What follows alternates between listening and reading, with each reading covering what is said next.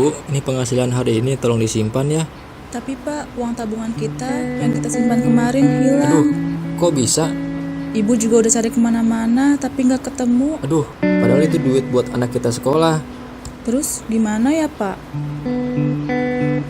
Saya harus menabung demi masa depan anak saya.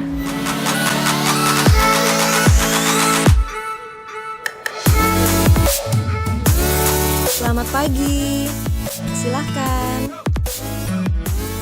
Saya dengan Dina, maaf dengan Ibu siapa?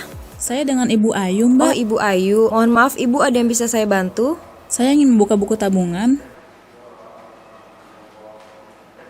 Bu Ayu, ngapain kesini?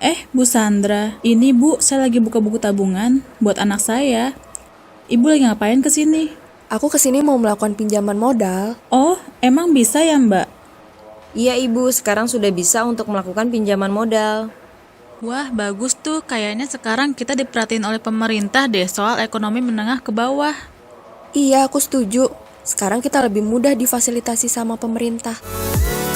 Untuk akses keuangan, Provinsi DKI Jakarta menduduki rasio jauh lebih tinggi dibandingkan provinsi-provinsi lainnya di Indonesia. Pemprov DKI Jakarta mengukuhkan tim percepatan akses keuangan daerah untuk memudahkan implementasi sejumlah program seperti Gerakan Rusun Menabung, pemberdayaan PKL melalui kredit UMKM, dan layanan keuangan tanpa kantor dalam rangka keuangan inklusif di Kepulauan Seribu.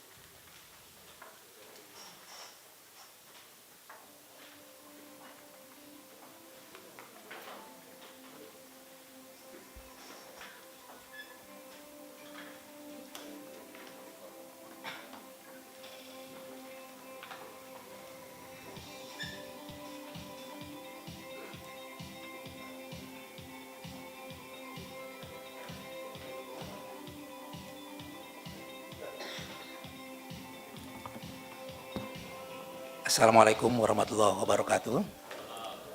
Yang terhormat Bapak Gubernur Provinsi DKI Jakarta, Bapak Wali Kota Jakarta Pusat, Bapak Ibu para pengusaha yang pada kesempatan ini Pak ada 16 pengusaha yang berada di lingkungan Bundaran HI atau kita sebut dengan Tugu Selamat Datang. Kemudian juga yang saya hormati pada kesempatan ini hadir bersama-sama kita itu Insinyur Jaka S. Cahya Kartana yang merupakan nanti akan memaparkan terkait dengan apa yang akan kita lakukan terhadap revitalisasi Bundaran HI atau kita sebut dengan patung atau Tugu Selamat Datang.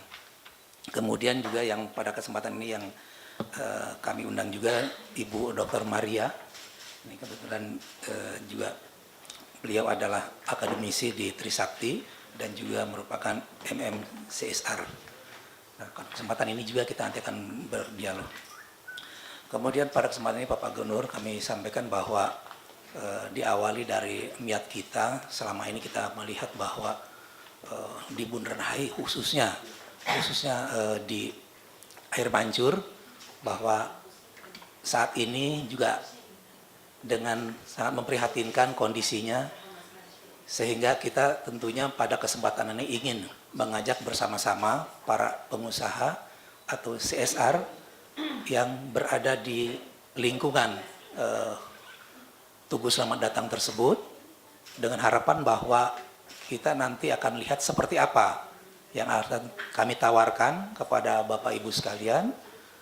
Kemudian juga tentunya pada kesempatan ini kita berharap bahwa kita mempunyai target kalau ini sudah bisa berjalan mudah-mudahan di tahun ini akhir tahun bisa terlaksana. Nah, tentunya pada kesempatan ini juga nanti akan kita berdialog dan berdiskusi, tapi tentunya sebelumnya nanti akan disampaikan dulu pemaparan terkait dengan apa yang akan dilakukan dan seperti apa tentunya yang akan kita buat nanti di dalam rangka revitalisasi air mancur ini. Ya. Nah, ini juga termasuk di dalamnya adalah tentunya dipersiapkan di dalam rangka menghadapi Asian Games ya 2018, dan dari situlah memang sejarah awalnya berdirinya Tugu Selamat Datang ketika Asian Games itu yang keempat yang diawali, sehingga ini tentunya kita akan juga di dalam rangka menghadapi Asian Games yang ke-18 nanti di tahun 2018 ini kita berharap bahwa sudah bisa mengingat kembali sejarah lama ketika berdirinya Tugu Selamat Datang tersebut. Nah, untuk itu pada kesempatan ini nanti akan disampaikan secara langsung saja yang akan disampaikan, kita akan dengarkan dulu pemaparan Pak. Jadi saya baru tahu, ini belum cerita, bahwa Ibu kita undang, intinya itu mau minta kontribusi Bapak Ibu sebetulnya, tapi nggak maksa. Jadi kami ingin, ini kan Bundaran HI kan sejarah, tentu properti Bapak Ibu akan baik. Kami juga menggunakan, tidak minta dari Bapak Ibu, kami akan membuat trotoar yang lebar dari Monas menuju Bundaran HI. Jadi kalau Bapak Ibu perhatikan, jalan dari Monas ke Bundaran HI itu kan agak kelebaran sebetulnya. Jalan Sarina segala itu agak kelebaran. Jadi kita sepakat, kita ikutin aja kaidah jalan, kalau di depannya cuma 4 jalur, ya di sini harus 4. Jadi ngapain kamu 5, 6 akhirnya jadi bottleneck di ujung. Nah, jadi kita yang lebar itu kita bikin trotoar saja yang rata. Kami akan bikin trotoar yang sangat baik. Kita udah kasih contoh beberapa tempat lah ya. Tanah Abang. Prinsip trotoar itu mesti rata, perempuan pakai yang hak tinggi juga oke gitu loh. Kursi roda juga oke. Nah, kita juga minta gedung-gedung itu nanti nggak boleh lagi mesti miring untuk naiknya. Nggak boleh, dia mesti rata.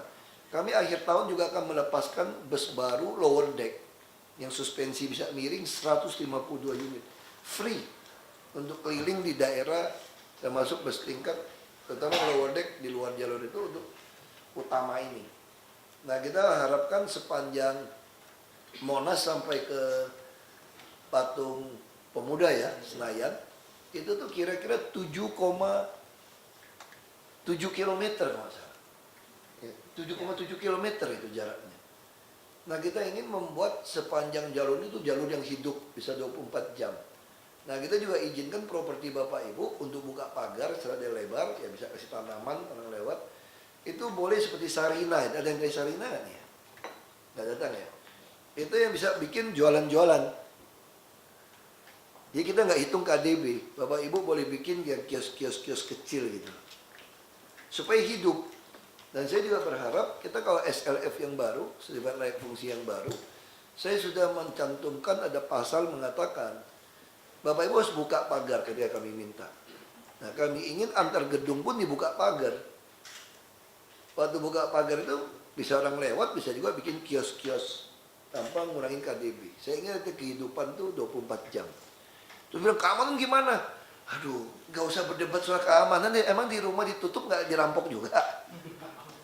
Yang penting kecepatan aparat. Kita udah bikin beberapa sistem aplikasi. CCTV saya kira sampai akhir tahun akan terpasang 6.000 unit. Yang bisa deteksi sampai muka. Itu sangat jelas punya. Kepolisian semua sangat baik pada kerja saya kira. Apa ini kan jalur utama kan. Nah, saya juga harap begitu ini dibuka semua, yang tusuk sate segala macam, Bapak Ibu mulai bisa pasang LED di dinding-dinding Bapak Ibu sebetulnya. Jadi saya nggak setuju kata ini white area lah apa, nggak ada. Saya nggak mau lagi billboard di Jakarta. Terlalu bahaya, robo, pasangnya nggak benar. Kita udah, ini juga pajak saya baru mau tegur nih. Pajak harusnya kalau nggak ada izin nggak boleh tagih pajak, itu terbalik. Alasannya apa? Sayang dong Pak, dia udah pasang kita nggak tagih pajak, nggak benar. Kalau dia nggak ada izin bukan tagih pajak, lapor bongkar. Pak, saya pengen LED di dinding itu kita sistem bagi hasil 70-30 selama bukan produk. Nah, apa itu 70-30? Kami minta 30% jam tayang, kira-kira lah ya. 30% jam tayang itu untuk yang sosial. Misalnya jangan buang sampah, mesti tertib, gimana clue, gimana kita, ya iklan kami lah, termasuk Enjoy Jakarta. Jadi kita mau bantu banyak sekali event-event, ya macam-macam event yang orang buat. Kami mau bantu iklannya, supaya orang tahu dia rame seluruh kota seperti itu. Lalu kalau Bapak Ibu terima iklan gimana? Atau mau masang iklan produk Anda? Anda produk Anda nih, iPhone jual produk baru nih.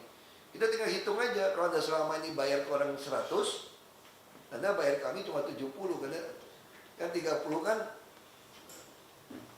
bagi kan? Nggak, dia cuma bayar 30 berarti, 70 ya? 70 ya betul ya? Nah, kalau terima iklan dari luar bagaimana? Nggak bayar 70, 30 Pak. Misalnya sekarang Bapak punya LED, tiba-tiba Ades masang iklan 1 miliar, 700 punya Bapak Ibu. Kami terima 300 saja. Kita bisnis. Jadi Bapak Ibu langsung yang punya gedung menjadi perusahaan iklan. Jadi Anda begitu pasang itu LED semua, Anda langsung jadi perusahaan iklan ini. Ya, soal nanti Anda pasang LED berapa duit, ya pinter-pinter Anda saja. Bisa aja Anda temuin Ades, lu mau gak pasang iklan di gedung gua nih?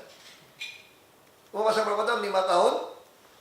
Tapi tolong duit lo langsung bikinin LED saya ya. Nah, itu kalau Anda udah punya gedung mah nggak mungkin miskin lah di Jakarta. Sekarang misalnya Indosat, Indosat kan strategis, gedung Indosat. Dia bangunnya sampai 16 kali 16 meter. LED-nya nih. 16 kali 16 meter loh itu surat buat saya. Dia mau kasih ada permanen. Jadi artinya semua pemilik gedung, Anda tiba-tiba bisa mendapat tambahan uang dari gedung Anda. Oh ya, Taman Anggrek itu besar. Jadi semua gedung yang tusuk sate segala macam jadi mahal nih. Kayak BC aja bilang, wah kalau kamu pasang BC tuh keren bener untuk produk-produk Anda. Terus kemudian kalau saya nggak ada yang pasang, minimal Anda lumayan dong, cuma bayar kita 30. Iya, 30%. Daripada Anda pasang iklan di biro jasa, biro iklan, berapa puluh miliar, Anda cuma bayar kita cuma pajak. Cuma kasihlah waktu tayang 30% itu. Nah, makanya saya berpikir, karena kami akan kerjakan trotoar dengan bagus, jadi Bapak Ibu bayangkan bahwa punya gedung di situ, kami akan beli kedubes Inggris. Nah, kalau itu gedung kita beli, kami mau jadikan pusat kayak 911 tau. Jadi itu 112, kita akan taruh orang. Saya pengen orang Jakarta ada apa-apa cuma ingatnya 112. Harusnya seluruh dunia 911 kan orang gampang ingatnya. Masa kita dapatnya Menkominfo seluruh Indonesia di 112. Ya bayangkan gedung-gedung bahasa Inggris, pagarnya semua bongkar, termasuk pos polisi di depan itu kita bongkar. Pos polisi yang saya pindahin ke gedung bahasa Inggris itu juga. Dan bawah tuh ruang konferensi pers. Jadi kalau ada demo, saya nggak mau nginjak di sini. Sama kayak Monas. Jadi demo, mereka harus demonya di taman di situ. Lalu di konferensi pers langsung lantai bawah. Nah, di situ juga akan jadi pusat seluruh monitor transportasi, baik LRT, MRT maupun BRT kita semua ada di situ. Nah, saya berpikir kalau ini semua ada, orang kan akan mandangnya ke Bundaran HI dong. Nah, kalau Bundaran HI dibagusin, kalau orang duduk di taman ini kan enak nih. Nah, kalau pakai uang saya, nganterinnya lama sekali. Nah, maksudnya saya ngerapin trotoar, saya tawarkan Anda insentif seperti itu, buka. Ya, kalau Anda urunan sumbang kan lumayan. Ini kan buat dipandang dari Bapak Ibu juga. Itu pemikiran saya seperti itu. Nah, itu yang kita lakukan. Nah, sama juga misalnya contoh kita buat satu kontribusi tambahan lagi apa? Ducting. Kabel kita kan jelek nih di atas. Saya harus merapikan trotoar dan ducting di seluruh Jakarta ya. Kalau kiri kanan jalan dianggap semua ada kiri kanan jalan. Itu 2.600 km. Jakarta Surabaya PP. Kalau Bapak Ibu tanya kenapa bisa itu hancur? Ya, itu trotoar Jakarta mana yang beres? Berapa puluh tahun ngapain? Aku nggak tahu lah, saya nggak komentar. Nanti banyak yang benci saya lagi. Gara-gara saya komentar. Nah, gimana cara beresin ini? Saya bilang kalau di Belitung susah. Karena Belitung satu rumah ke rumah yang lain itu bisa 1 kilometer, 100 meter. Kalau Jakarta kan semua nempel nih. Gedung-gedungnya nih. Waktu SLF, saya mau wajibkan sekeliling ini Anda harus bangun trotoar dan sumur ducting. Borma nggak usah Anda, ada sumur shaftnya supaya nggak dibongkar lagi setiap 30 meter. Kalau ini udah ada gimana? Ini juga tetangga, ini tetangga gimana? Anda boleh pindahkan ke properti Anda yang lain di seluruh Jakarta. Kita atur. Bisa ngatur sekeliling belakangnya supaya sekeliling tempat Anda itu jadi rapi. Nah saya kira itu. Ini setuju nggak setuju, urusan kedua suruh presentasi itu kita lihat janjinya kayak apa kira-kira. Ya saya kira silakan, ini kemarin saya sampaikan dosen yang ngajarin CSA, saya aja baru tahu ada dosen CSA. Selamat siang Bapak-Bapak dan Ibu. Terima kasih untuk waktunya Pak Roh dan juga Pak Dokter. Kami makan kuenya ya. Ya. Pak Wali Kota udah tahu kan? Kalau kayak gini tuh Wali Kota. Baik, kami dari Water Decor sangat senang sekali bisa berada di tempat ini, khususnya untuk memaparkan untuk desain dan konsep Bundaran HI. Saya pikir Bundaran HI ini suatu bundaran yang terbesar saat ini di Indonesia ya, dan di Indonesia dengan diameter 100 meter kira-kira. Nah, Water Decor tahun 2002 ikut berpartisipasi dalam mendesain dan juga membangun Bundaran HI ini. Nah, saya pikir untuk selanjutnya kita akan coba lihat bagaimana ini Bundaran HI akan kita konsepkan dan kita akan lihat bagaimana value-value yang bisa kita angkat nanti. Silakan Pak Robi bisa.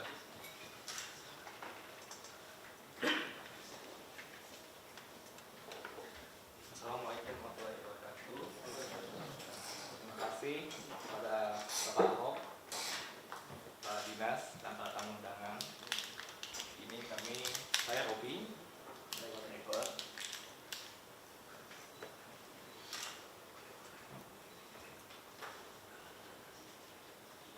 Sebelumnya kita coba tentang pesan dulu. Kami berdiri di tahun 99, sudah memiliki pengalaman kerja di bidang air mancur lebih dari 20 lokasi nasional. Proyek perdana kami adalah waktu itu merevitalisasi Bundaran Indonesia di tahun 2002.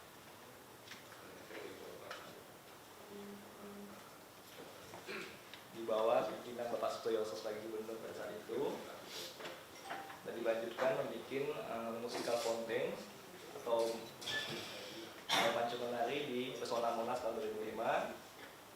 Berikutnya ada di Solo Baru 2006, Jarum Kudus 2010, dan di tempat daerah komersil lainnya seperti Mall of Indonesia, Senayan City, Central Park, Tangerang City, Kelapa Gading, dan di Cirebon, Jalan Mall 2012. Bundaran Indonesia tahun 2002 waktu itu direstorasi dan kita berpartisipasi untuk mengkonsep dan melaksanakan instalasi MEP-nya. Ini konsep awal kami waktu itu. Tinggi dari tugu Selamat Datang ini adalah sekitar 17 meter dengan tiang penyangga 10 meter. Waktu itu kita mengkonsepkan membuat air mancurnya cukup dinamis karena teknologi pada saat itu hanya punya kemampuan naik dan turun. Kiranya kita mencoba menghiasi dengan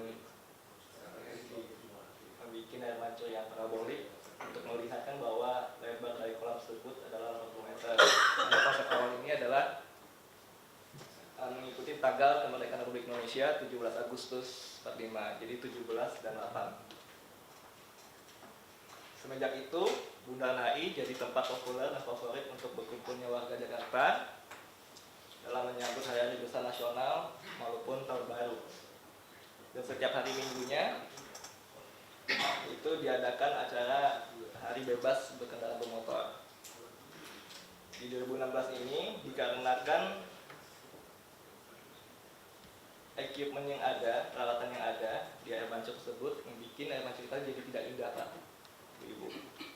Jadi kita coba untuk menawarkan konsep baru yang mungkin air mancur ini lebih penuh warna lagi, penuh ragam konfigurasi sesuai dengan karakter ibu kota Jakarta, yang dimana di sini berkumpul semua ragam budaya. Dan saya akan membuat air mancur ini tidak monoton dan tidak membosankan, yang dimana setiap hari itu akan berbeda bentuk dalam bentuk statisnya. Jadi dia tidak harus menari terus.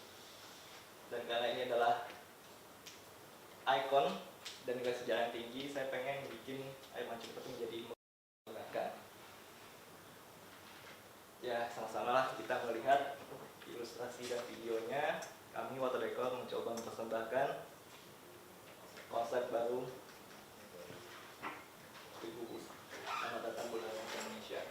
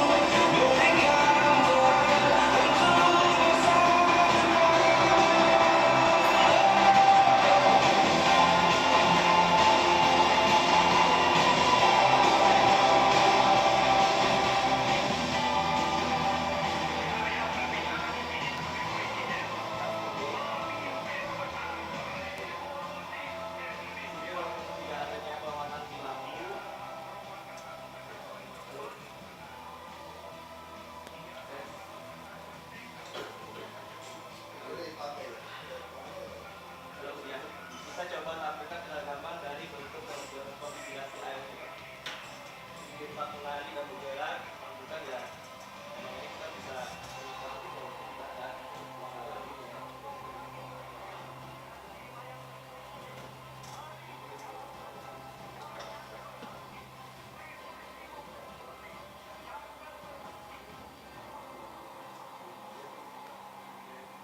Inilah ilustrasi untuk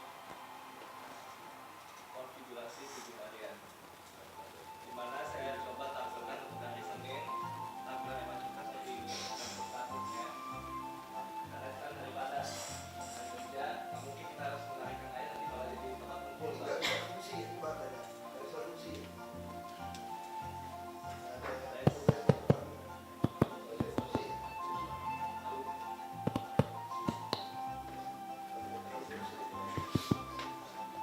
Tes. Ya, nggak apa-apa.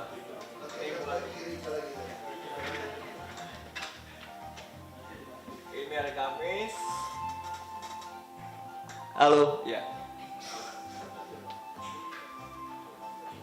Jadi kita cobakan tampilkan yang statis, biar nanti warga juga mempunyai ikon yang nggak monoton lah, seperti saya coba kalau sekedar orang bisa datang di hari Jumat ini.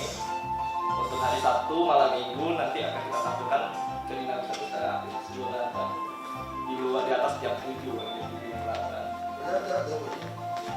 Udah mas, udah begini pak. Terima kasih baik. Jangan ada kotak-kotak yang mati lagi. Dan hari Minggunya seperti ini, karena paginya udah mulai grafik-grafik udah rame.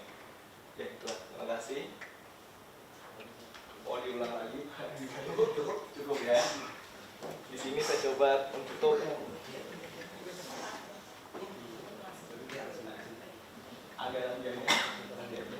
Ya keluarin aja semua. Oke, baik Pak. Biaya semua keluar.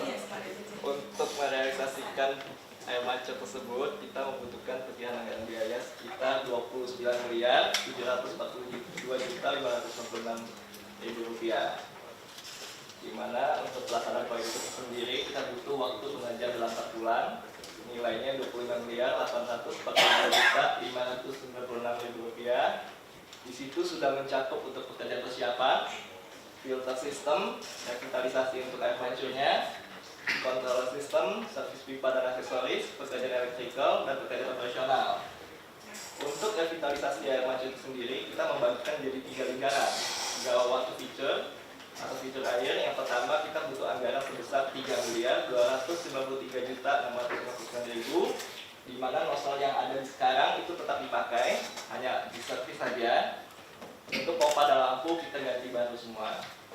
Fitur kedua, karena kita ingin menampilkan model baru dengan penuh konfigurasi gerak, ragam, dan warna, nozzle kita ganti semua, itu jumlahnya ada 40 di anggaran Rp11.428.022.000. Pompa dan lampu semua baru.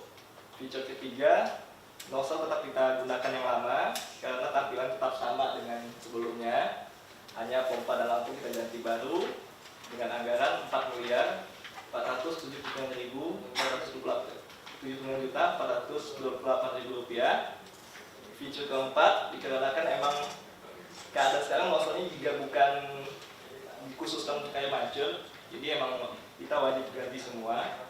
Itu ada 54 unit nozzle, kita ganti baru. Untuk pompa bisa digunakan, hanya kita servis, dan lampu semuanya baru. Anggarannya Rp1.839.782.000.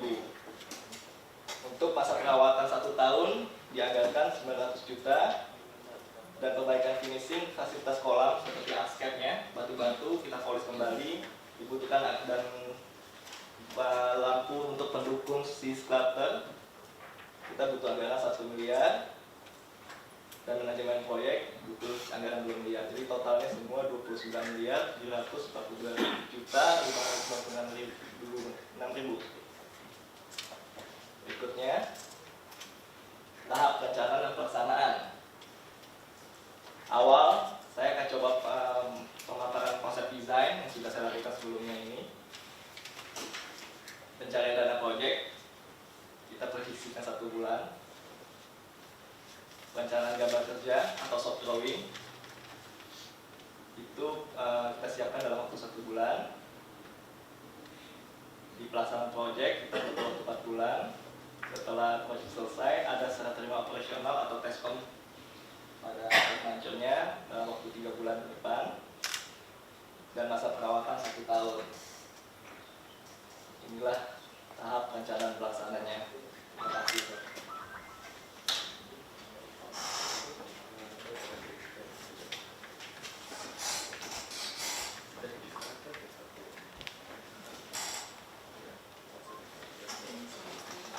Oh ya. Kalau dibangun kapan selesainya, bisa lihat itu?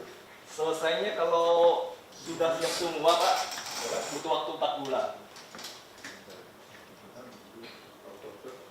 4 bulan. Berarti kalau Oktober udah putuskan bisa kerjakan Januari selesai dong? Harus selesai Pak. Itu normalnya. Kalau mau dipercepat bisa juga Pak. Kalau kita mau mengejar pergantian tahun, 3 bulan ya maksimal lah. Jadi 4 bulan itu kita menjaga Kalau bisa waktunya. ONU kan bagus suku polisi. Ya. Betul Pak. Kita sudah perhitungkan, jadi 4 bulan ini ibaratnya untuk kasih Masa Valentine. Kalau Valentine, tariannya beda lagi tuh, lebih betul. Imlek kapan Imlek? Imlek Februari juga ya. Kalau bisa sih untuk penggantian tahun sebetulnya. Ya, bisa sih kalau kegiatan sebenarnya. Targetnya emang pada saat pergantian tahun itu mau di showin Pak. Kayak di Hangzhou. Oh, bagus. Oh, bawahnya terpisah. Oh ya, slide-nya Ibu Maria. Baik, terima kasih Bapak Gubernur Pak Ahok. Terima kasih banyak. Saya senang sekali bisa bertemu dengan Pak Ahok ya. Bapak Ibu sekalian, mungkin saya perkenalkan diri saya dulu, Pak Ahok. Nama saya Maria Nindita. Kebetulan saya adalah pendiri program S2 CSR di Universitas Trisakti. Itu sudah kita punya 18 angkatan, alumni kami sudah 200 lebih. Nah, S2 kami itu waktu itu didirikan dengan dana hibah dari Ford Foundation waktu itu tahun 2008. Kemudian kampus kami bukan di Grogol tetapi di Menara Batavia di KH Mas Mansur, jadi dekat di sini. Nah, kebetulan Bapak Ibu, saya juga Wakil Ketua Komite CSR di Kadin, dan juga saya sekarang menjadi Ketua Tim Ahli Penyusunan RUU CSR. Jadi DPD sedang menyusun RUU CSR dan saya kebetulan Ketua Tim Ahlinya untuk juga membuat naskah akademik. Jadi Bapak Ibu, saya diminta oleh Pak Jafar untuk memberikan sharing, sebetulnya memberikan justifikasi secara akademis itu CSR itu bagaimana sih mekanismenya untuk membantu pembangunan ya di suatu daerah, di mana itu sebetulnya konsepnya merupakan social investment. Jadi saya mohon izin untuk sharing, Bapak Ibu, tolong next. Nah, ini sebetulnya minimal kenapa perusahaan itu perlu melakukan CSR. Sebetulnya ada dua minimal ya manfaat CSR. Pertama itu mitigasi risiko bisnis. Sebetulnya perusahaan itu ngapain capek-capek ya membina hubungan baik dengan masyarakat. Sebetulnya mereka itu tidak ingin ada protes dari masyarakat sehingga operasional bisnisnya lancar.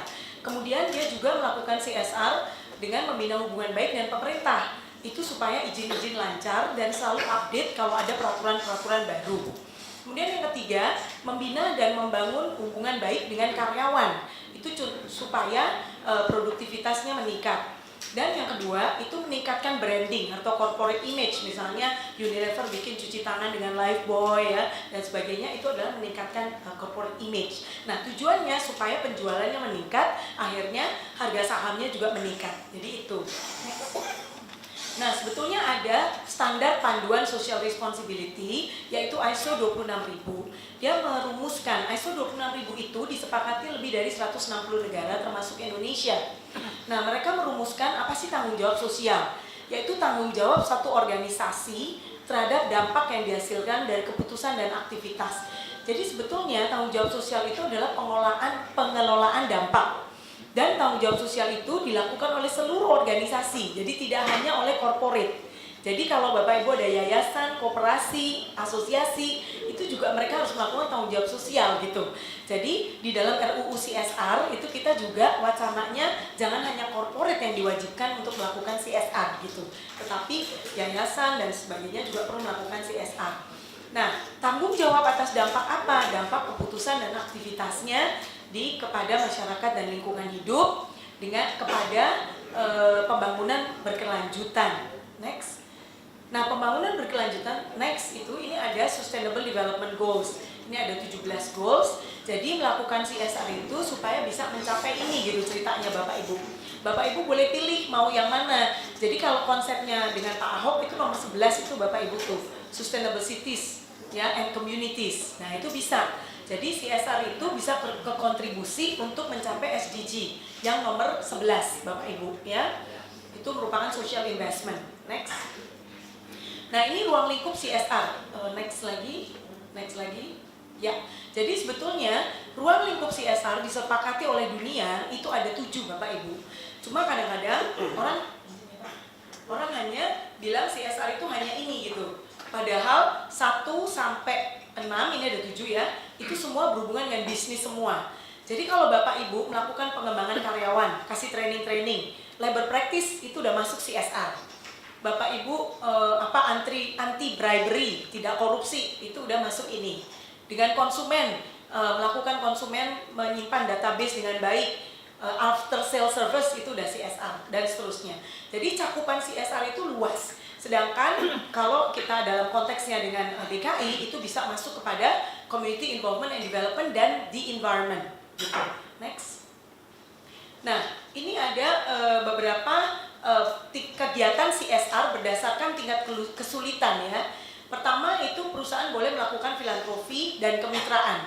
kemudian melakukan Komdev, lalu tanggung jawab atas penggunaan sumber daya, jadi manajemen limbah dan sebagainya.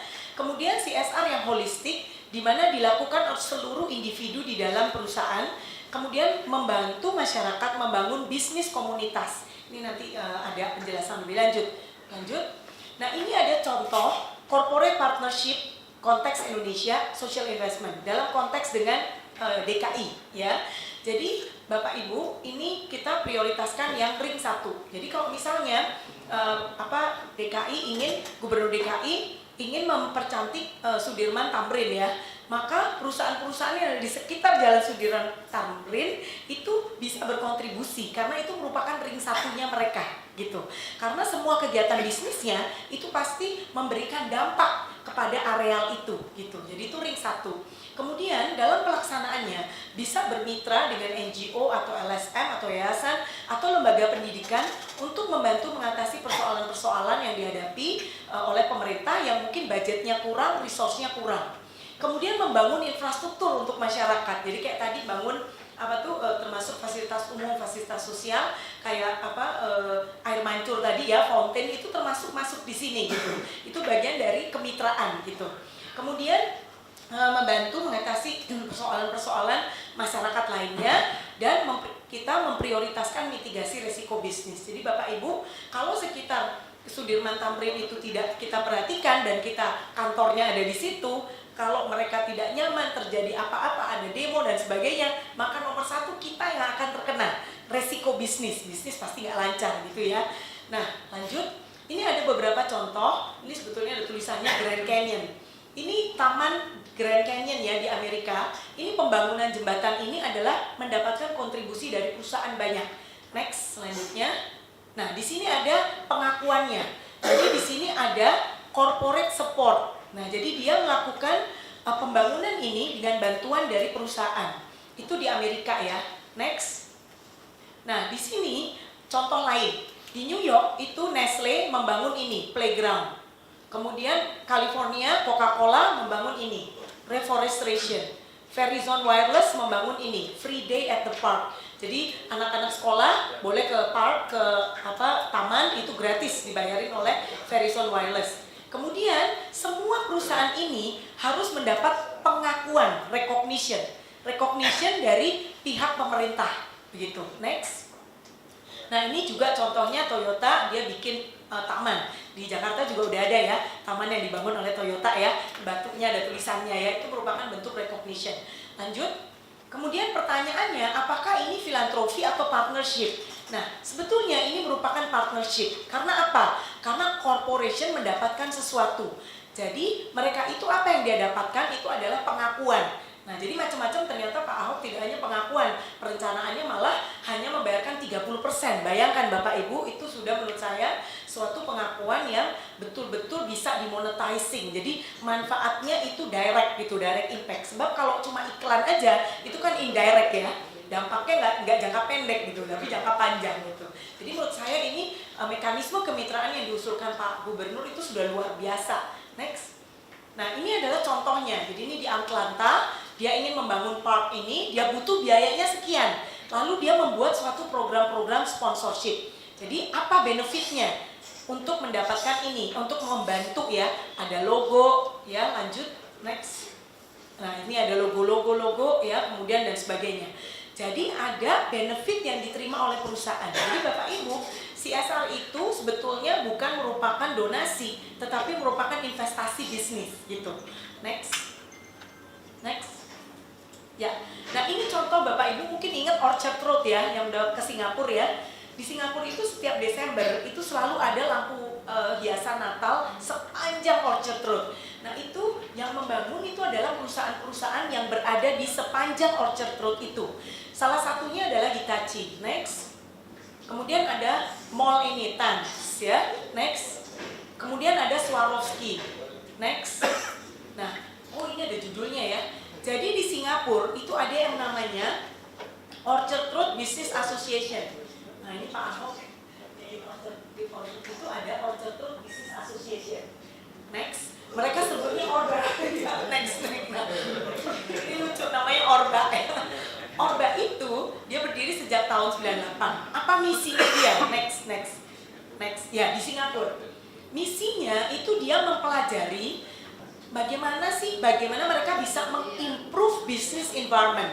Mereka menyadari bahwa Orchard Road itu menjadi suatu tujuan wisata salah satu di dunia ya, untuk shopping, untuk jalan-jalan dari turis-turis seluruh dunia. Maka mereka berusaha bagaimana sih supaya bisa meningkatkan, mengembangkan Orchard Road itu dan mengatasi persoalan-persoalan isu. Kemudian juga mempromot welfare dari bisnis. Jadi itu negara tetangga aja sudah melakukan itu, ya. Next. Nah, ini adalah saran saya. Ini bisa usulan nih Pak Ahok, saya coba ya. Usulan misalnya dibikin Sudirman Tamrin Business Konsorsium misalnya. Jadi perusahaan-perusahaan ini membentuk suatu konsorsium, ya. Next. Nah, ini adalah bentuk konsorsiumnya. Ini sebetulnya ada tulisannya di sini, nggak bisa dikecilin ya Pak ya. Kalau nggak usah pakai slideshow, bisa nggak yang biasa aja? Biasa aja, kelihatan ininya aja. Kelihatan ininya. Nah, ini. Jadi ini model kemitraan bisa, ini contohnya. Ini semua, ini adalah project board. Project sponsornya itu adalah Dinas Pertamanan dan Pemakaman atau mungkin DKI, terserah ya. Ini contoh. Kemudian project ownernya ini adalah konsorsium yang terdiri dari perusahaan-perusahaan yang ada di sepanjang Sudirman Tamrin. Kemudian project owner ini bersama-sama project sponsor itu bisa menunjuk project management. Project management ini berfungsi melakukan akuntabilitas dan transparansi serta pelaporan dari project ini, ya. Kemudian monitoring pelaksanaannya. Nah, urusan duit-duitnya itu perusahaan langsung ke kontraktor. Jadi manajemen project ini nggak ngurusin duit gitu, tapi dia mengurusi schedule-nya tepat waktu apa enggak, sesuai target apa enggak, dan sebagainya. Karena ini kolaboratif action Bapak Ibu. Nah, jadi ini adalah life cycle-nya. Jadi project itu berjalan mulai dari pemetaan. Ini sebetulnya kalau kita bicara ideal ya, ini saya usulnya adalah idealnya dipetakan dulu sebetulnya untuk mempersiapkan Asian Games ini apa sih yang dibutuhkan, apa yang ingin dipromot, diimprove di sini. Kemudian tentu tahap designing, pembangunan infrastruktur, dan pengembangan komunitas. Ini penting Bapak Ibu. Kadang-kadang kita cuma mikirin pembangunan fisik, padahal pembangunan orangnya penting. Di mana masyarakat itu diajarkan jangan rusak dong, jangan vandalisme, ya. Kemudian mereka harus saling social control. Jadi kalau ada yang ngotorin, yang merusak, itu ada social punishment. Jadi mereka sendiri juga menghukum orang-orang yang merusak, gitu. Nah, jadi ini perlu sekali pengembangan komunitas. Ini manusianya juga perlu. Kemudian pelaporan dan promosi, lalu evaluasi pelaksanaan. Lalu si project management itu juga mengurusi pembagian tugas, pembagian kemitraan. Jadi misalnya ada perusahaan, oh saya mau sponsorin ini deh pemetaannya, pemetaan mapping, kan perlu biaya nih. Misalnya 2 minggu pemetaan saya sponsorin. Oh saya sponsorin desainnya. Oh saya sponsorin pembangunan infrastruktur, kayak water decor udah bikin desain, udah bikin macam-macam, saya sponsorin di situ misalnya. Oh saya sponsorin bangun apa-apa gitu misalnya. Lalu ada yang mensponsori saya ini deh pengembangan komunitasnya gitu. Lalu ada yang ini dan ada yang ini dan seterusnya. Jadi itu perlu dibagi Bapak Ibu. Jadi ada pembagian tugas gitu. Nah itulah yang dilakukan di Orchard Road Business Association. Nah, jadi itu yang saya usulkan supaya kita berharap nanti bekerja sama dengan Dinas Pertamanan, mungkin dari MMCSR pun kita punya mahasiswa. Kebetulan mahasiswa kami Bapak Ibu itu tidak ada fresh graduate. Mahasiswa kami itu levelnya manajemen ke atas. Jadi ada manajer CSR dari Freeport, dari Chevron, dari Bank Danamon, Vice President, komisarisnya Toyota, Senior Advisor Metro TV, dan sampai CEO dan sebagainya. Jadi mereka juga punya resource gitu. Jadi kita selalu melakukan program CSR, kita membantu perusahaan melalui pusat studi, kita juga konsultan CSR, kita selalu mengajak mahasiswa itu untuk mengaplikasikan teori ke praktek. Jadi kami juga mempunyai pengalaman project management. Tapi masalahnya kalau kami yang menjalankan, maka kami akan mendapatkan multiplier effect. Jadi Bapak Ibu menciptakan multiplier effect karena kami menggerakkan mahasiswa, jadi mereka bisa menerapkan ilmu, lalu kita bisa buat case study-nya, kita bisa bantu promosinya gitu. Jadi itu harapan kami, mungkin kami di sini bisa kontribut sebagai project management. Tapi tentunya ini semua hanya usulan, jadi terserah kepada Bapak Ibu dan tentunya kepada Bapak Gubernur. Demikian, next mungkin kalau ada yang mau email saya silakan next bawahnya. Ya, jadi silakan Ibu saya. Terima kasih Bapak. Terima kasih Bu.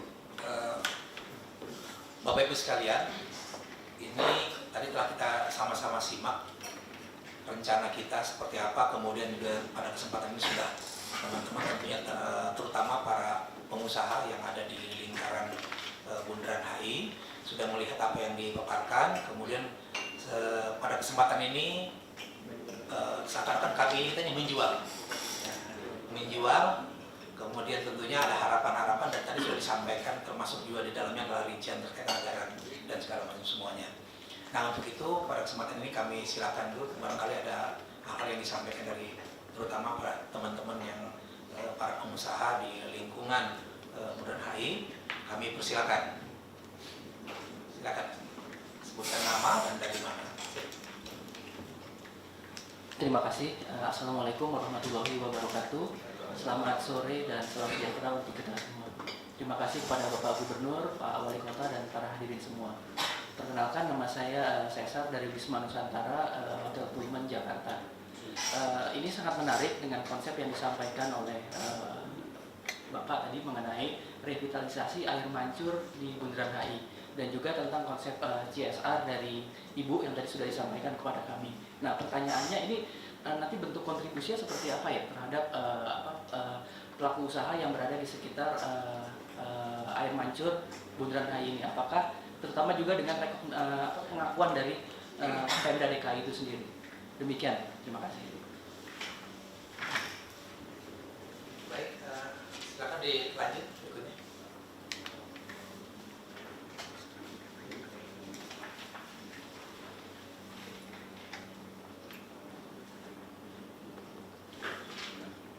Ada, silakan.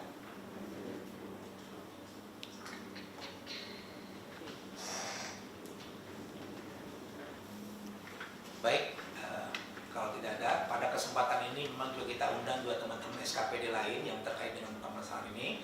Nah, tentunya kami mohonkan masukan saran dari BPKAD ya. Ya, barangkali Pak bisa menyampaikan terkait dengan apa yang ditanyakan oleh Mas Cesar dari Wisma Nusantara. Silakan.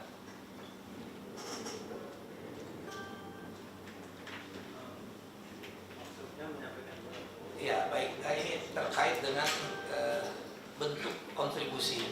Artinya yang selama ini sudah pernah dilakukan kesepakatan kita bahwa ketika CSR atau pengusaha memberikan dukungan kepada kita, ini tetap dari satu sisi harus tetap melakukan melalui WPKAD.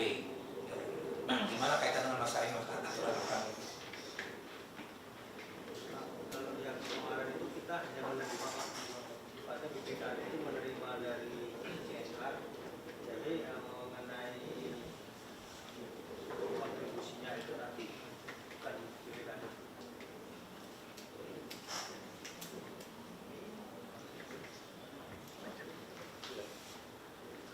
Ya, itu artinya mekanismenya ya. Mekanisme ketika ada CSR mau membantu, mekanismenya adalah tetap melalui BPKAD, kemudian bentuknya seperti apa.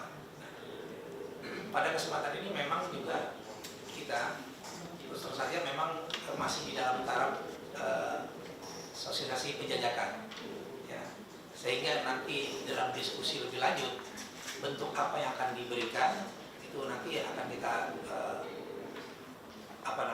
kita akan sampaikan untuk apa, karena mungkin barangkali bisa ada yang mau dalam bentuk bantuan uang, barang, ya, dan lain-lain tentunya. Nah, ini nanti kita akan coba diskusikan lagi dengan tim. Ya, terima kasih Bapak. Kebetulan dari informasi tambahan, kira-kira di tahun 2015 ya, di tahun 2015 kami pengelola Gedung Wisma Nusantara juga sudah ikut serta dalam program penataan air mancur ini dalam bentuk kontribusi taman. Dalam bentuk kontribusi taman itu dengan beberapa pengelola gedung di sekitar Bundaran HI, dan juga pada tahun 2004 kita juga sudah berkontribusi dalam melakukan pelebaran pedestrian di koridor MH Tamrin, di mana saat itu kalau nggak salah sekitar 2 meter, sekarang sudah menjadi 6 meter. Jadi mungkin hal-hal seperti itu yang mungkin nanti bisa ditindaklanjuti lebih jauh kontribusinya dalam bentuk apakah memang dari bentuk sumbangsi berupa pekerjaan atau nanti dalam bentuk mungkin seperti itu mungkin yang kita perlu lebih perjelas nantinya Pak. Terima kasih. Sebetulnya gini Pak, kita sebetulnya sangat jelas sebetulnya. Ini kita mau memperbaiki air mancur. Nah, saya mengharapkan sepanjang malam itu, sepanjang dari Monas sampai ya nanti kalau MRT jadi semua sampai ke Patung Pemuda Senayan, itu semua menjadi tempat berjalan kaki yang baik. Ini harapan saya seperti itu. Dan tentu kalau orang udah banyak berlalu lalang di situ, gedung-gedung Anda tuh Anda punya bisnis iklan. Jadi gedung Anda itu kali ini sedikit beda dengan sistem CSR yang saya tawarkan. Maksud saya izinkan Anda boleh sistem bisnis iklan yang 70-30 tadi. Anda boleh terima iklan dari perusahaan lain sebetulnya. Yang penting bayar pajak kepada kami. Nah sekarang kenapa ini penting, ini harus jadi bagus, supaya banyak orang bermain di situ. Karena bermain di situ nggak mungkin nongkrong di situ, pasti ke Monas. Karena Monas pun sedang kami siapkan toilet yang sekelas mall ini. 10 lokasi. Monas sudah buka sampai jam 10 malam terakhir masuk. Jam 12 keluar. Kita lagi pasang lampu LED. Ini mungkin karena nggak keburu, mungkin tahun depan seluruh Monas itu udah kayak siang hari sebetulnya. Jadi kita pasang yang putih semua LED. Nah terus ada bus, lapangan banteng juga kami lagi beresin dengan konsep danau supaya patungnya muncul. Jadi kita pengen betul-betul membereskan itu. Jadi Jakarta kalau tempo dulu kan dari Sunda Kelapa sampai Monas lah kira-kira gitu. Waktu orde lama panjang lah sampai ke Semanggi, sampai ke GBK. Nah GBK lagi disiapkan untuk Asian Games. Semanggi akan selesai tahun depan dengan bentuk lingkaran yang sangat baik. Mungkin sudah pernah lihat gambarnya kan berapa kali kita keluar di iklan dengan lampu-lampu itu, dengan trotoar yang baik, yang melebarkan trotoar yang baik. Nah saya yakin ini betul-betul nggak ada kota-kota di ASEAN yang bisa sepanjang kita. Nah apalagi kita berbicara nyambung sampai ke kota tua. Kota tua kita dikerjain juga ini, termasuk pasar ikan. Ini trotoar semua, ya Gajah Mada yang buruk, semua kita buat trotoar. Jadi pasar baru, mesinnya Jakarta, lapangan banteng ini nyambung. Bahkan kita bukan cuma sampai ke pasar ikan kota tua itu, kita nyambung sampai ke Waduk Pluit. Kita disiapin dusun, nanti Waduk Pluit itu nggak ada lagi yang kumuh. Kiri, kanan, depan tuh saya beresin ini. Tinggal kanan nih. Dan ini kan di tempat jalan, kita akan bangun, kita bikin tanggul raksasa. 3,8 meter, menahan air laut. Di depan tanggul itu semua kita bangun rumah susun. Untuk nelayan maupun untuk rakyat. Jadi semua kumuh masih beres di utara nih. Dia ada datang sampai situ. Bahkan ada sampai Waduk Pluit, Anda bisa naik bus capek.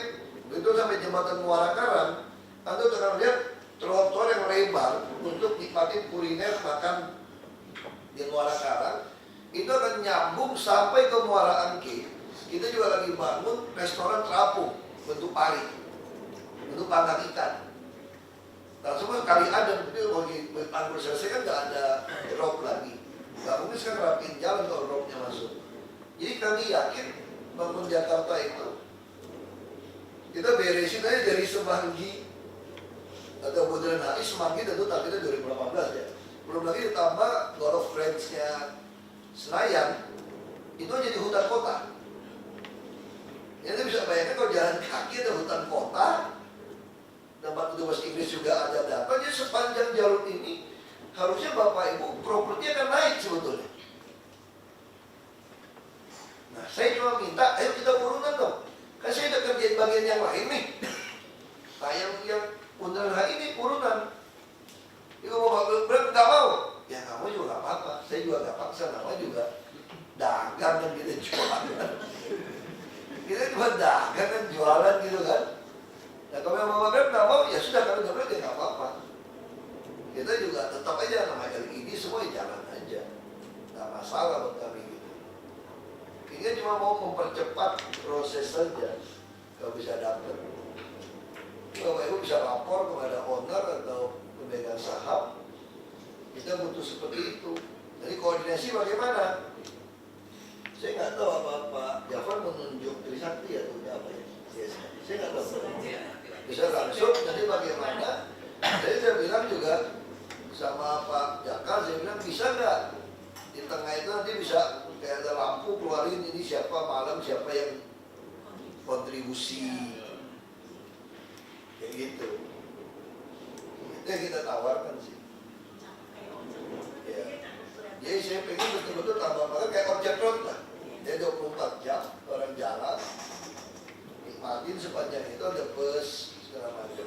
7,7 km dari Monas. Saya kira ini betul-betul prime area nih di Jakarta seperti ini. Nah, lampu yang baik. Bapak Ibu kau perhatikan sekarang. Kalau Bapak Ibu bawa mobil tengah hari atau lagi kemarau, mana ada yang terbang lagi di Jakarta? Betul? Kami semua gunakan street sweeper tanpa minta kontribusi Anda. Kita kan gosok terus di jalan itu. Jadi pakai, coba kita perbaikan jalan sekarang. Jadi kalau perbaikan jalan, saya Bapak Yusmada ini PU Bina Marga. Mana ada nih Bapak Ibu lihat alat berat nongkrong di jalan gitu lama. Kita gunakan speed train itu 7 jam Pak ya. Langsung buka kerja, kita ada hujan ada apa. Kita bayar mahal semua maksud saya. Ada hal-hal yang harus kami lakukan. Tapi ada hal yang harus Anda lakukan. Supaya kita sama-sama menyemai keuntungan. Misalnya contoh apa lagi yang kita lakukan? Pegawai Bapak Ibu yang gaji UMP, daftar Transjakarta, itu tidak bayar naik bus. Kalau gaji UMP saja. Lalu kita lagi mau bikin perkulakan. Saya kira Februari akan jalan. Jadi Desember ya, keburu. Kita bangun perkulakan kayak makro atau hipermat itu. Karena gaji UMP bisa beli dengan harga pabrik diskon. Ini untuk pemilihan KJP sama jual ke pasar. Kami yang kendalikan sembako. Transport yang murah, kesehatan nggak usah ngomong. Kalau karyawan Bapak Ibu nggak sanggup bayar yang mandiri, mau kelas 3 saya yang bayar. Kami bayar. Jadi kita mau fokus uang APBD itu untuk apa? Kesehatan, pendidikan, untuk sembako, transportasi, perumahan, termasuk modal kerja. Kita lagi jual program, bisa bikin budidaya ikan. Saya boleh coba 2014. Kenapa yang berhasil cuma berapa orang saja? Oh iya, saya bukan sinterklas. Begitu kita coba dia nggak rajin kerja, saya cabut. Nggak ada. Selama ini program pemerintah salah. Kalau budidaya, mau print kelompok, mau mati nggak bisa, saya bilang. Yang rajin aja, kalau mati out, malas saya cabut. Saya minta bagi hasil, enak aja loh main kerja gitu. Udah potong biaya semua, bagi hasil kami 80-20. 80 buat siapa? Buat nelayan. Kami 20 saja. Nah ini kalau ada kelompoknya tambah hidup, 20 ini saya mau bikin koperasi, masuk lagi koperasi. Jadi ibaratnya koperasi sebagai bos, kerjasama dengan anggota, pembagian 80 buat anggota punya saham lagi 20. Itu kemarin panen saya datang, sudah dicoba kan 1 tahun, 2 tahun, kemarin saya sengaja pergi panen. Saya masukin 8 lulusan sarjana sekolah tinggi ilmu perikanan. Saya kata lulusan sarjana nggak punya modal kan, saya modalin 80-20. Nah saya pengen uang APBD itu buat gituan. Lalu kalau buat infrastruktur siapa? Ya kita urunan. Nah sekarang izin udah gampang. Nah, kalau itu bisa selesai dengan cepat, minimal di masa saya bisa lihat dari Monas sampai Bundaran HI itu berubah. Karena kalau sampai saya mesti sampai ke ujung, nggak bisa. Karena MRT baru selesai konstruksi 2018 akhir. Kita mau rapikan jalan lagi, semua itu mesti di atas 2019 awal. Oke, Jakarta rapi. Saya bukan ngomong sombong, susah Bapak Ibu ketemu gubernur kayak saya, nggak peduli kursi, nggak peduli posisi kok. Saya nggak ada urusan. Barang partainya saya nggak takut kok dulu. Ngancam saya nggak mau, ya sudah, nggak usah calonin lagi. Saya ada teman Ahok datang. Dapat 1 juta ditawarin 3 partai, oke, itu tawarin saya oke. Terus sekarang mereka tanya sama saya kampanye, gimana kampanye? Ini udah 74 relawan, oh gampang, duitnya dari mana? Gampang. Jadi teman Ahok bikin pertemuan, makan bersama atau dialog bersama, jual tiket. Lu mau gua datang, jual tiket tuh. Lu bayar calon tuh berapa? 60 juta gitu lawakan. Gua itu kok lucu-lucu juga kok. Ya lu bayar gua 30 juta gitu. Enak aja lu mesti gua bayar lu. Aku kerja lu sini. Aku ini kerja di sini. Nggak terima suap kok kerja kok. Gaji berapa? 7 juta doang bos. Uang operasional aja gede. Itu nggak bisa kantongin. Nah itu yang saya pengen Bapak Ibu yang manfaatkan lah. Saya kira izin-izin kami, surat semua nyurat, ada laporan. Bapak melihat sungai-sungai lebih bersih nggak sekarang kalau habis uang gitu banyak gitu. Taman juga lebih hijau, saudara. Mana nih, semua lebih hijau. Monas juga lebih rapi, jalan lebih bersih. Makanya saya tawarkan mereka kerjasama. Ini di Malaysia namanya itu kerjasama Bintang. Ada Pak Yusman. Ini sama-sama kerjasama. Kami lakukan yang terbaik. Memang aspal jalan kita maklum saja, nggak bisa dalam 1-2 tahun beres. Karena udah puluhan tahun mutunya jelek. Aspal itu kemudian nggak benar. Tali air juga nggak benar. Dulu bikin aspal tambah tinggi, lama-lama semakin nggak bisa lewat tuh. Bongkar lagi trotoar. Sekarang nggak, kami keruk. Waktu kami keruk, sekarang kami juga bikin ada selokan kecil nih ya. Supaya waktu dia nggak buntu, dia bisa cari tali air yang lain. Nah kita mesti benahi berapa kilometer tuh aspal mesti benahi. Wah kalau Bapak itu tanya sama saya, kenapa bisa gitu? Ya saya juga nggak tahu kenapa puluhan tahun Jakarta kayak begini. Itu masalah aja begitu. Nah ini yang kita tawarkan. Bikin sesuatu yang bisa bertahan minimal 14 tahun tuh bertahan itu. Modern HI. Ini lifetime apa nih 14 tahun? Mobil aja 5 tahun, mobil Jermannya 5 tahun udah mesti ganti. Nggak ada ganti gearbox, ganti apa lagi. Nah ini logika. Itu yang saya ingin sampaikan ke Bapak Ibu. Nanti dikoordinir gimana. Ya ini nggak ada paksaan. Ini cuma saya sampaikan aja gitu. Bahwa kita ya bayarlah supaya di masa saya jadi gubernur orang ingat, oh itu masa saya gitu. Ini kalau saya ngomong sama konglomerat, lu mendingan bangun tuh 30M deh supaya orang ingat itu Ahok loh zaman itu bikin bagusin. Nah tetap nggak itu mau. Jadi kalau bilang, mau kampanye nih, bisa nggak beda 30M? Oh dikasih tuh pasti. Supaya apa? Hutang budi loh sama gua. Supaya gua nggak mau. Kalau bisa nggak kepilih nih, nggak kepilih ya sudah. Emang gua pikirin. Lu cari aja gubernur yang lain gua bilang. Kalau mau coba. Aku udah gitu pikiran saya. Santai ya. Bapak kira, ibu kira kalau ini profesional ya. Kalau Jumat, thanks God is Friday, itu hotel mungkin. Sabtu Minggu nggak mau tahu kemana golf, Senin baru datang. Saya mana ada thanks God is Friday, tiap hari dia mesti thanks God terus kalau nggak sinking saya sini. 4:30 terus mesti bangun tiap hari.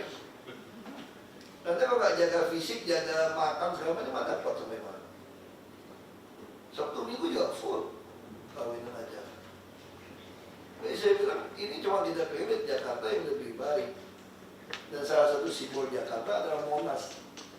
Sebetulnya Bundaran HI, Semanggi,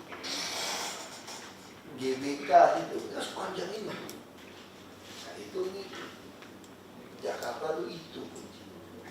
Jadi Bapak Ibu kalau pulang ke rumah ya, kita lagi bertahap nih.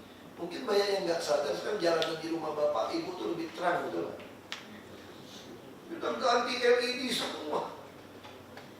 Kita beli mungkin nggak ada kota di dunia yang segila kita. 5 kota kita hajar dengan LED. Ini mau berapa triliun ya? 1 apa 2 triliun. Kita ganti LED semua supaya terang benderang. Itu banyak udah lebih terang. Dulu yang kuning-kuning kan 400 watt. Kalau yang putih itu cuma 200, tapi terangnya 3 kali. 3 kali lipat. Kita ganti. Dan kalian bisa kontrol sekarang dengan smart system. Berapa puluh ribu yang nyala, berapa yang mati. Kita kontrol semua. Dengan handphone bisa kontrol. Dengan handphone saya bisa tahu mana lampu mati, semua kita kontrol. Itu punya smart city yang sangat baik kontrol. Nah, jadi saya kira itu Bapak Ibu. Baik, terima kasih. Masih ada tambahan? Yang jelas bahwa tadi disampaikan oleh Pak Gubernur sudah dapat dipahami. Kami tidak memaksa, gitu judulnya, tidak memaksa, tapi ya tolong, ya. Sama-sama itu menjadi menjadi keuntungan buat Bapak Ibu yang ada berada di Kalau yang nggak maksa terus tolong itu ada maksa. Enggak, saya kira gini aja Bapak Ibu sampaikan pada manajemen pemegang saham. Nanti Pak Jafar akan kontak. Siapa yang mau, siapa yang nggak mau, nanti kita harus kumpulin Pak. Bapak koordinasi, mungkin dengan bantu Maria, jadi tahu siapa yang mau, siapa enggak. Nah supaya kita bisa cepat. Terus kan kita ada duit kok. Kita ada duit, jujur aja. Cuma untuk lelang yang benar butuh waktu, pusing ya rumah susun. Kita juga sama kayak lapangan Banten juga CSR, Coca-Cola. Enggak Coca-Cola ya, kewajiban itu. Ya, silakan. Oke, terima kasih Pak Gubernur. Saya dengan Ferry dari Plaza Indonesia, Pak. Sama dengan tim dari Purban sebenarnya sekitar 2015 ya kita juga udah ada kontribusi berupa tanaman di air mancur Bundaran Hotel Indonesia. Nah, cuma untuk yang kali ini Pak, supaya penyampaian kami kepada direksi dan juga pemegang saham lebih lengkap, apabila kami ingin berkontribusi nanti siapa yang bisa kami hubungi dari pihak Bapak? Mungkin PIC dari kita juga mungkin perlu di kontak juga. Ya, baik, terima kasih. Tahu terkumpul berapa? biar dicatat secara langsung nanti. Terus kita juga jangan nanggung-nanggung Mbak. Maksudnya kumpul dikit mencari lagi yang lain supaya bisa. Ya, itu. Nah, barangkali nanti besok pagi, ya. Jafar. Ini Pak Jafar. Ini kan yang menawarkan kan water decor nih. Nanti Bapak kasih kartu nama juga. Kami sebenarnya lebih suka uangnya nggak lewat kami. Bapak bisa langsung, Bapak Ibu langsung hubungan dengan beliau. Dia tawar-menawar juga bisa langsung dengan beliau. Cuma kan yang mau ngumpulin Bapak Ibu kan butuh orang nih. Tapi nanti uangnya itu nggak ada masuk ke Pemda loh. Nggak ada masuk ke Pemda, termasuk harga tadi. Kalau Bapak Ibu bisa tahu yang lebih murah, lebih apa, itu tugas Bapak Ibu yang nawar. Nanti kan udah kekumpul nih, siapa yang berminat. Sudah siapa berminat, dia akan duduk bersama, langsung ketemu dengan yang punya proyek, tawar-menawar lah di situ. Kami hanya udah selesai, ya kita hanya buat PKS perjanjian bahwa ini diserahkan oleh perusahaan-perusahaan tadi. Hanya perjanjian saja. Jadi kami nggak terima uang Bapak Ibu. Jadi bukan yang lelang itu kami nggak juga loh. Jadi kayak tadi belum tentu harganya segitu. Bapak Ibu yang lebih pengalaman, Bapak bisa tawar-menawar. Bahkan misalnya Bapak Ibu punya kenalan saingan water decor yang lebih bagus, lebih canggih daripada itu. Bapak Ibu boleh adu, nanti baik adu kita dengerin nih. Jadi nggak ada, saya baru kenal beliau loh. Bukan abang saya nih. Kira abang saya ya. Nggak ada adik nih, nggak ada saudara nih. Dia nggak ada saudara kita. Dia nggak kenal, saya baru ketemu. Jadi kalau Bapak Ibu, yang penting yang saya mau sampaikan, kita harus membagusin Bundaran HI. Karena kita lagi rapikan semua. Dengan tadi bonus-bonus saya sampaikan. Nah, gimana cara bikinnya? Kalau ada yang lebih bagus daripada tadi, silakan majukan pada kami juga. Yang penting bayarnya Bapak Ibu, bukan saya gitu. Kita cuma tanda tangan, terima barang, gitu kira-kira itu. Ya. Nah, tadi kan dia di awal dijelaskan dia pernah bikin ini. Mereka juga mau jelaskan bahwa dia juga perusahaan munafik, bukan tidak profesional. Ya, saya kira itu ya cukup ya. Terima kasih banyak Bapak Ibu untuk waktunya. Baik, terima kasih Pak. Rekan-rekan semua, terima kasih. Dari topik ya. Assalamualaikum warahmatullahi wabarakatuh. Selanjutnya nanti akan kami hubungi Bapak Ibu sekalian.